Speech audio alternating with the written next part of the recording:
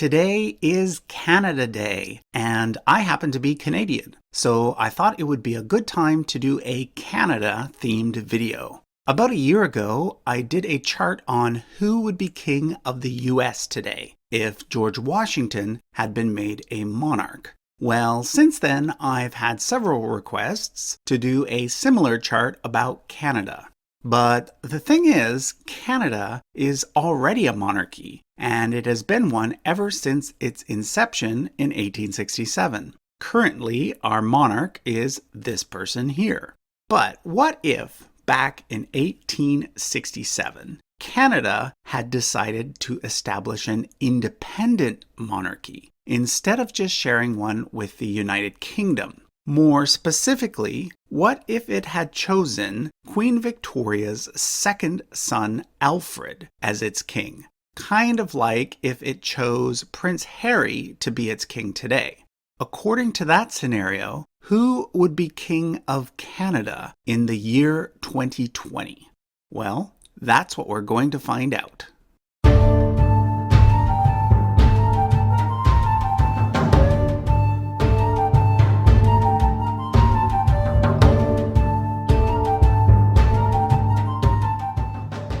So the first Prime Minister of Canada was John A. Macdonald, but there's no way that Canadians back then would have accepted him as king in a way that George Washington might have been in the US.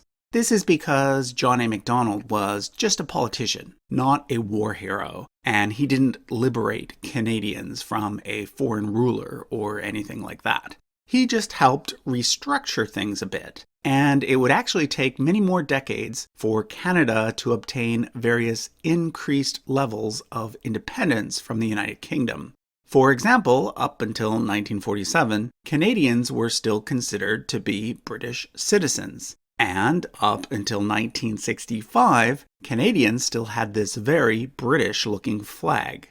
In fact, it wasn't until 1982 that Canada received full legislative independence from the United Kingdom. So I think if back in 1867, Canada had decided to establish its own independent monarchy, I think it probably would have chosen a king from within the British royal family.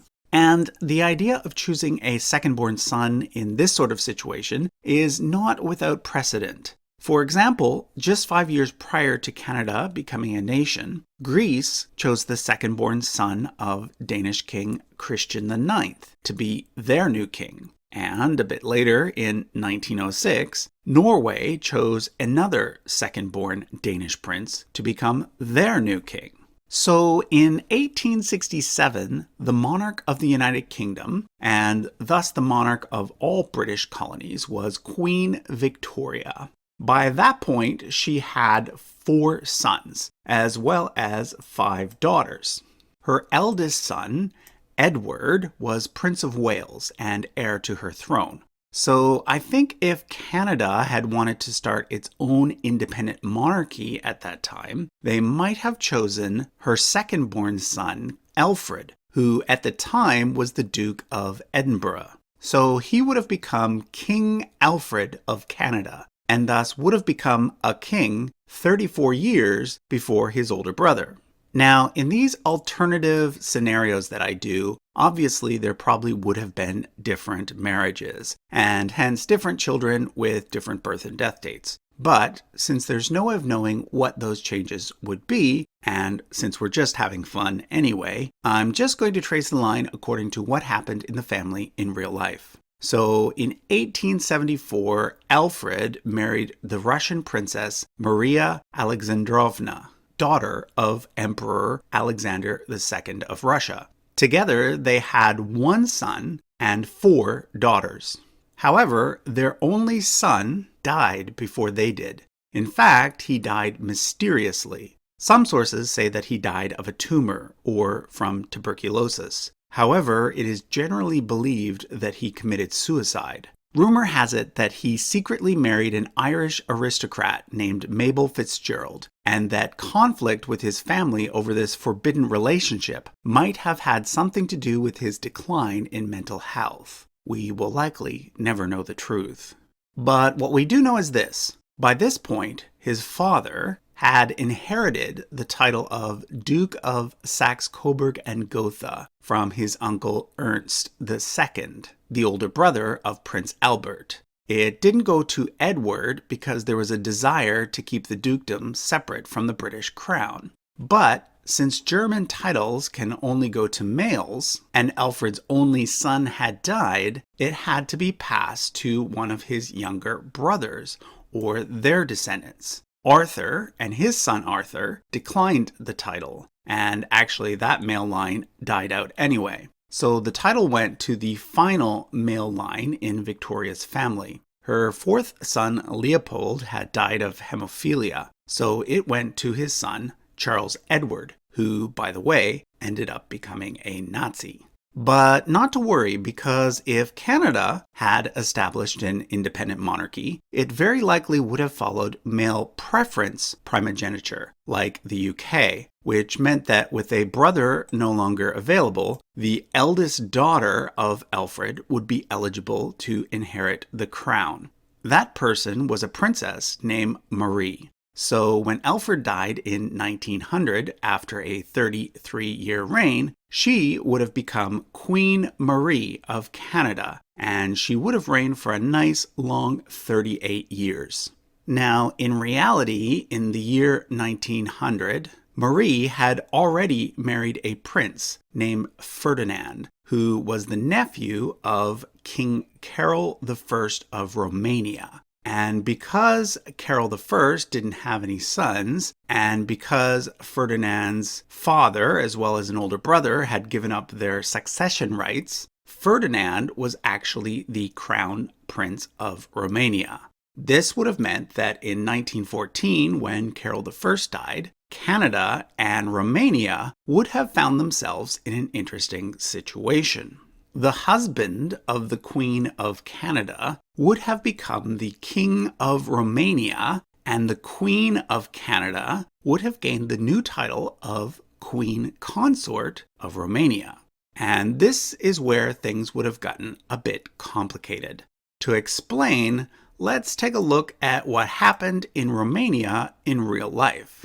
Marie and Ferdinand's firstborn son, Carol, was a very controversial figure. He lived a wild life and was known as a womanizer. He also had an unapproved first marriage that produced an illegitimate son. However, his second marriage was to Princess Helen of Greece and Denmark, first cousin to Queen Elizabeth's husband, Philip.